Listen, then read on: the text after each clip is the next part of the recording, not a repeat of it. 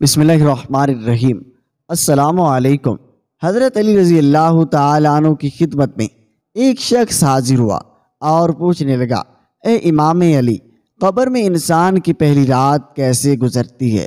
تو حضرت علی رضی اللہ تعالیٰ عنہ نے فرمایا، میں نے اللہ کے رسول صلی اللہ علیہ وسلم سے سنا، انسان کی سب سے مشکل رات قبر کی پہلی رات ہوتی ہے، جب دوسرے انسان، اس کے دوست، عزیز و اقارب، رشتہ دار اسے دفنا کے چھوڑ کر چلے جاتے ہیں تو انسان روتا رہتا ہے۔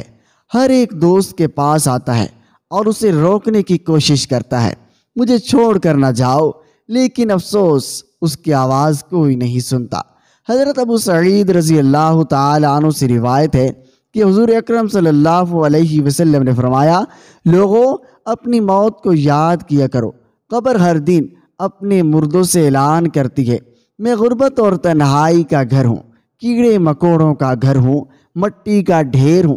جب مومن کو دفن کیا جاتا ہے تو قبر اسے مرحبا کہہ کر خوشخبری دیتی ہے، میری پشت پر چلنے والوں میں سے تو بڑا محبوب تھا، آج میں تیری ہو گئی اور تو میرے پاس آ گیا، آج میرا احسان دیکھ۔ یہ کہہ کر قبر کشادہ ہو جاتی ہے اور جنت کا دروازہ کھول دیا جاتا ہے، جہاں سے اس کو تازی ہوا آتی ہے۔ حضرت ابو ہریرہ رضی اللہ تعالیٰ عنہ کا بیان ہے کہ حضور صلی اللہ علیہ وسلم ایک جنازے میں شریک تھے اور میں بھی آپ صلی اللہ علیہ وسلم کے ہمراہ تھا۔ آپ ایک قبر پر بیٹھ گئے اور فرمایا، یہ قبر ہر روز بآواز بلند کہتی ہے، آدم کی اولاد، تو کیوں مجھے بھول گیا؟ کیا تجھے یہ معلوم نہیں میں تنہائی کا گھر، غربت کا گھر، وحشت کا گھر اور کیڑے مکوڑوں کا گھر ہوں؟ مگر اللہ جس کے لیے کشادگی کا حکم فرمائیں گے اس کے لیے کشادہ ہو جاؤں گی۔ اس کے بعد آپ صلی اللہ علیہ وسلم نے فرمایا، اے قبر، تو یا تو جنت کا چمن یا تو بے راگ کا ایک تنور ہے۔ حضور اکرم صلی اللہ علیہ وسلم نے فرمایا کہ مردہ جب قبر میں رکھا جاتا ہے تو قبر اسے کہتی ہے، اے ابن آدم، تو ہلاک ہو، تجھے کس چیز نے مجھ سے دھوکے میں رکھا؟ کیا تجھے معلوم نہ تھا میں کیڑے مکوڑوں کا گھر ہوں؟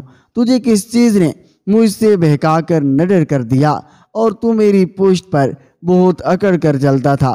اگر وہ مردہ نیک ہوگا تو جواب دینے والے اسے جواب دیں گے، اے قبر، تو دیکھ تو صحیح اس کے اعمال کیسے ہیں، یہ اچھائی اختیار کرتا تھا اور برائی سے دور رہتا تھا۔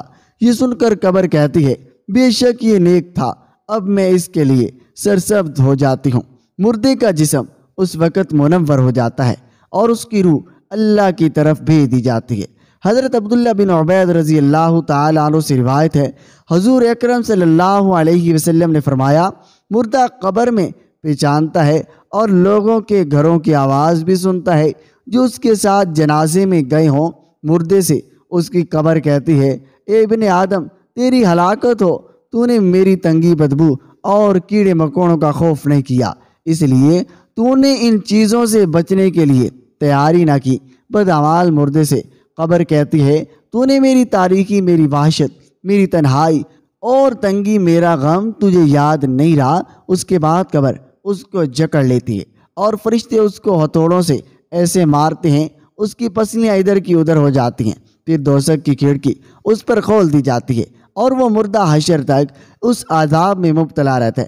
مرنے کے بعد ہر مردے کو صبح شام اس کا ٹھکانہ دکھایا جاتا ہے، فرشتے جنتی کو جنت دکھا کر خوشخبری دیتے ہیں اور دوزخی کو دوزخ دکھا کر اس کی حسرت اڑا دیتے ہیں۔ اللہ تعالیٰ سے دعا ہے ہم سب کو مرنے سے پہلے مرنے کی تیاری کرنے کی توفیق عطا فرمائے، اور جو مسلمان اس دنیا سے جا چکے ہیں ان کی بخشش فرمائے، آمین یا رب۔